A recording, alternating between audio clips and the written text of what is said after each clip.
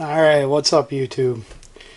Getting on to the powder painting process of making your own jigs. Which, as I said before, in my opinion, is one of the most important aspects of making your jigs. I know a lot of people say that paint don't matter and it doesn't matter how it looks. You know, blah blah blah, just make your own, fish them, whatever. But if I'm fishing something, I want it to look good. If I'm selling something, I really want it to look good. So it's got to be perfect. Well, the equipment that I use and that I've always used for powder painting, and I've painted, I don't even know, probably 100,000 jigs this way. Right out of the cup, I used a torch because I could see the heat. And I painted everything individually. So it does take extra time, and it's there is a learning curve to it, but I want to help get through that learning curve. So the first thing you want to do is, I always like to paint my jigs right after they are poured because they're the cleanest then. But powder paint, I normally used either fishingskirts.com, Boss's Pro Paint or powder paint, or CSI Pro-Tec or whatever. Here, yeah, it's Pro-Tec powder paint. But we'll go over how to do a single coat system just right out of the cup. You don't need anything special. I mean, like I said, you need a torch. You can get these for like 10 bucks. You need your jigs that you did, and you need powder paint. You know, I think this was $5 for a 4 ounce. So, and it does, I mean, it does paint them. So if that's all you're worried about, then it's a, you know, it's a good buy. So, but the first step is when you open up your powder paint, and if you haven't fluffed it up, it's going to be all compacted in there. So the first thing that you want to do, the first thing that I always did was I always took it and I banged it on the countertop pretty hard. And then I just did one flip over, and I open it up, and it's nice and fluffy. So you can dip your jig in there and it'll stick. So the other thing that I use, get the camera down a little bit. The other thing that I use is you have to have a rack to put them on. I used their dish racks. Tip them up this way and dishes go in them. Tip them over that way, jigs go on them. I mean, you can get them for $9 at Walmart. So these aren't the ones that I typically used. I found some that went flat across the top, and they're a little bit longer. And I could fit, I think, 80 to 90 jigs.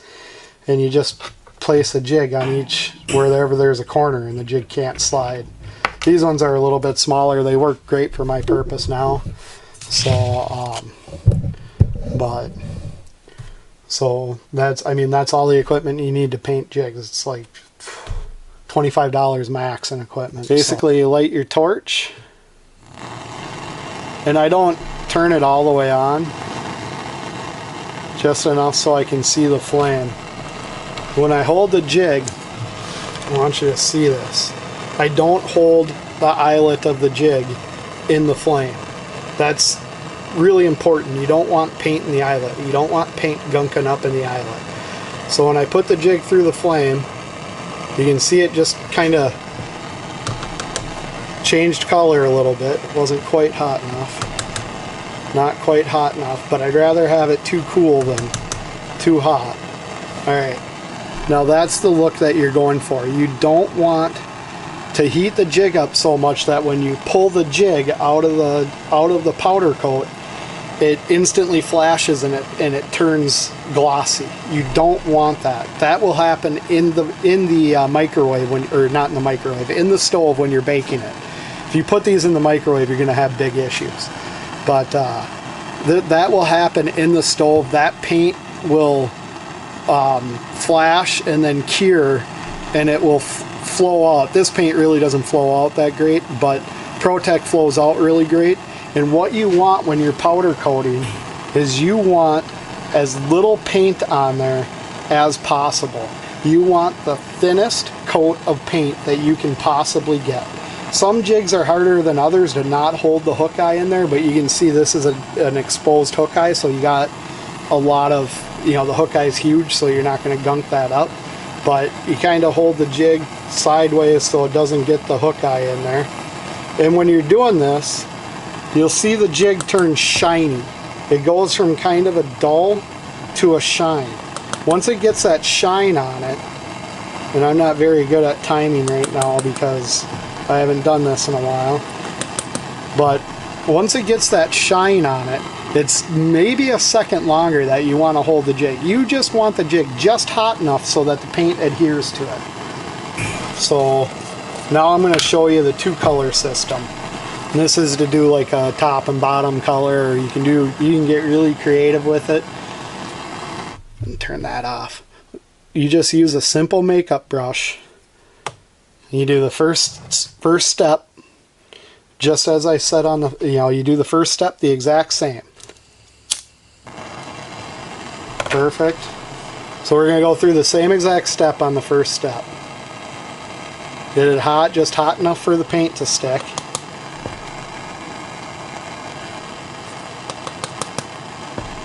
A little bit hotter than that, it's a little bit too thin. Alright, so then we're going to heat the jig up. We're going to heat the paint up. We're going to take our makeup brush and get this little heater back up. We're going to take our makeup brush and we're just going to lightly tap over the jig. And we want it to get basically look like that. See, it's green and brown. Might be kind of hard to see in there, but you can heat it up again so that that top coat sticks. But just go through the same process that you were.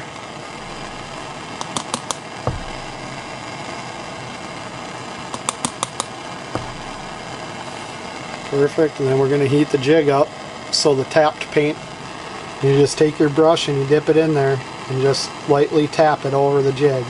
And you can kind of change the angle of the jig a little bit to get more down the sides, but that's the final product that you want. Green on the bottom, brown on top. You can reheat the jig a little bit. Another thing too, to get the glossiest paint that you possibly can, what you don't want to do is once you get your paint on the jig, you don't want to run it back over the flame. For some reason, once you put it in the oven to bake it, then it doesn't get as glossy. So basically what you want to do is one dip, just like that right there, and just right on the rack and don't touch it.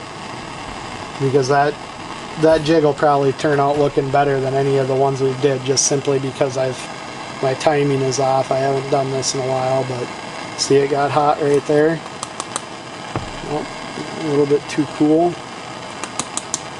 But my main objective is to keep that paint out of the jig eye, because once they're hanging upside down, if you get too much paint on the jig, it's going to run right down into that jig eye. And then once it does, I do it like I'll show you a trick for it. We'll do this one with too much paint on it.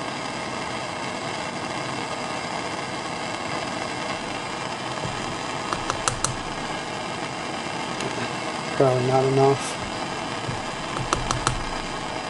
So basically, if this was hanging upside down in your oven and all that paint ran off there and it covered up your eye, what you want to do first is I take a pair of pliers and I heat them up in the flame and I try and pull as much of that paint off there as I can. And then for these bigger flipping jig hooks, I take either buzzbait wire, or like this is kind of a musky spinnerbait wire, and I'll heat it up and I'll run it through the hook, and that cleans out that hook eye. You heat it up until it's red hot, and then you just run it through the hook eye, just like that right there, and that'll clean the eye from, clean the paint off the eye. You got to get this wire red hot though. But that's it. That's powder painting 101. You can do amazing things with powder paint, and if you do it right, you can that paint is tougher than woodpecker lips. Another tip, I'm gonna go throw these in the oven. I used to have a really nice set of digital ovens that would keep my temperature right at temperature. When you look on the back of this, the instructions, it'll tell you to cure it at 350 for CSI paint.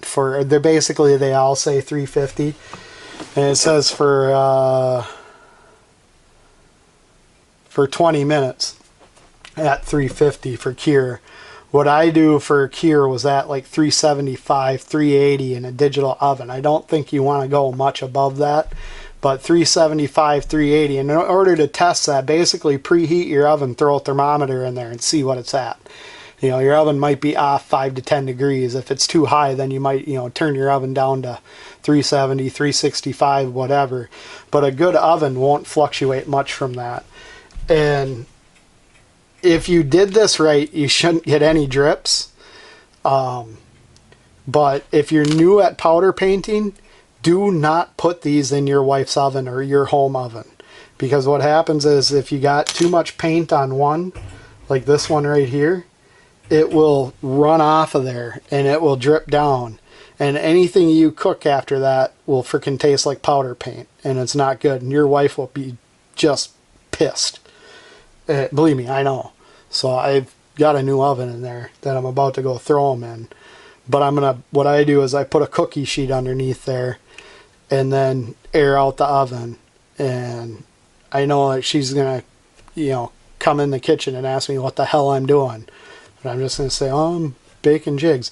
The other alternative, and they're not as good and I don't really like them, is to go to a garage sale or go to Goodwill or something and get you a toaster oven.